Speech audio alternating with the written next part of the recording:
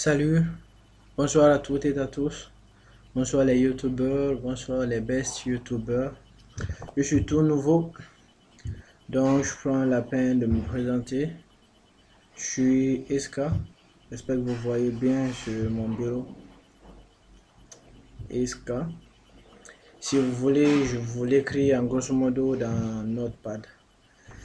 Euh, tout en majuscule. Pourquoi tu me fais ça? Bien. Ça, c'est mon Iska. Bon, après une longue période de visite sur YouTube avec des vidéos d'autres étudiants pour vous apprendre un peu l'informatique, comment ça se passe avec l'ordinateur. Bon, je retrouve toujours euh, dans vos commentaires une insatisfaction que vous n'arrivez pas à régler. C'est l'un de mes buts aujourd'hui ici pour vous apprendre certaines fonctionnalités avec une boîte de commande qui s'appelle Command Prompt. Donc, comment fonctionne Command Prompt? On procède d'abord par l'ouverture de Command Prompt. Moi, je l'ai ici, mais je vous montre encore. Tu fais Windows, tu tapes CMD. Je vous conseille de l'ouvrir chaque fois en tant qu'administrateur. Tu fais un clic là, yes. Bon, tu peux l'ouvrir Command Prompt autant de fois tu désires, ça n'a aucun effet sur l'ordinateur ou bien la fonctionnalité. Et puis d'ailleurs, en revanche, ça a beaucoup d'importance. Après, je vous montrerai quelles sont les importances à ouvrir tant de fois Command Prompt. On l'ouvre encore, cette fois-ci avec le nom complet, Command Prompt. C'est là en haut, toujours en tant qu'administrateur. Bon, je pense que 3 fois c'est suffisant. Ok, on est reparti. Là, tu viens là. Et si vous voulez même, nous pouvons les numéroter. Je dirais ici. Non, on ne fait pas ça. Numéro 1. Juste en espagnol. Pour me moquer un peu. Non. Ici, numéro 2. Et là, vous savez ce qui vient. Numéro 13. Bien. Nous allons pas perdre beaucoup de temps. Comment ça fonctionne? Command prompt. D'abord, nous allons passer par help. Il y a une commande help qui vous permet d'afficher toute la liste de commandes au premier niveau possible d'appliquer sur l'ordinateur. On tape ça rapidement ensemble, on voit help. Voici toute une liste de commandes que tu peux appliquer dans l'ordinateur. Et toutes ces listes de commandes ont des sous-commandes. Et ici, vous avez en quelque sorte certaines explications de chaque commande qui vous permettra d'utiliser ça. Moi, tout seul dans ta chambre, tu pourras t'amuser avec ça. Bon, avec moi, actuellement là, qu'est-ce qu'on va faire? On prend une commande, on l'essaye au hasard. Ok. Task list. Task list, qu'est-ce que ça permet de faire? Task list, ça affiche tous les programmes qui sont en cours d'exécution actuellement là sur ton ordinateur, sur mon ordinateur si tu veux. On essaye là. Bon, tu vois, voici l'importance d'ouvrir plusieurs command prompts, plusieurs fenêtres de command prompt. Et on tape task list rapidement. Task list et voyons ce que ça va donner. Task list, pourquoi ça? Ok, j'ai mis le cas, c'est task list. Task list. Allez, nous avons là, vous voyez CMD. CMD, c'est d'ailleurs ça là, le programme lui-même. Il y a TrueKey, vous voyez pas, TrueKey est activé quelque part là. Laissez-moi vous montrer. Ça c'est TrueKey.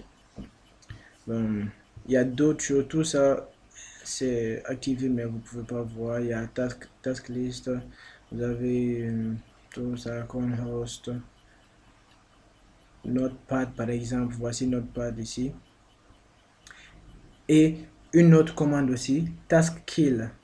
Task kill, ça permet de terminer un programme, n'importe quel programme en cours d'exécution. Je vous montre comment ça fonctionne. Task kill. Et par hasard, si tu ne connais pas comment fonctionne une commande, tout ce que tu as à faire, c'est taper, par exemple, task kill. Tu mets task kill. Allez, disons par exemple, on fait comme si on savait rien. On nous demande type task kill et point d'interrogation for usage. Ça, c'est si tu ne sais pas comment utiliser task kill et tu aimerais savoir ses fonctionnalités, comment l'utiliser. Bon, on l'utilise, on fait comme dit l'ordinateur, task kill, et puis tu mets un point d'interrogation. On te montre ici comment ça fonctionne. Que faire? Comment utiliser task kill? Tu peux monter ici des fois, voir la commande que tu as lancée. Ici, voici task kill. Et voici tout ce que tu peux faire avec task kill. Quand tu mets task kill plus S, ça joue sur le système. Specifies the remote system to connect to. Le système auquel se connecter. U, c'est le domaine. Bon, tout ça, c'est un peu complexe. Je vais vous faire une toute petite démonstration de task kill. Comme je vous l'ai dit, task kill, ça permet de terminer un programme en cours d'exécution, en cours d'utilisation sur l'ordinateur. Par exemple, ici on a Notepad. Ok, Notepad est actif actuellement. Ah, nous le voyons déjà ici, task kill, Notepad. Ça, ce sont des exemples. Si tu veux par exemple terminer Notepad, tu n'as qu'à faire comme suite, task kill, et puis tu peux le mettre en majuscule, minuscule. C'est l'une des spécialités de Command Prompt. Command Prompt est capable de percevoir les lettres en majuscule qu'en minuscule. Bon, tu mets Notepad et avec l'extension EXE, tu mets pas l'extension ou bien tu rates même une lettre, ça fonctionne pas. On peut l'essayer si tu veux. Tu vois, on dit error, the process notepad.ex not found. Tu dois l'écrire exactement comme il le faut. Et puis je vous donne un petit conseil, faites beaucoup attention avec Command Prompt, car il y a des commandes, tu connais pas bien la fonctionnalité, tu risques d'endommager ton ordinateur, ta machine.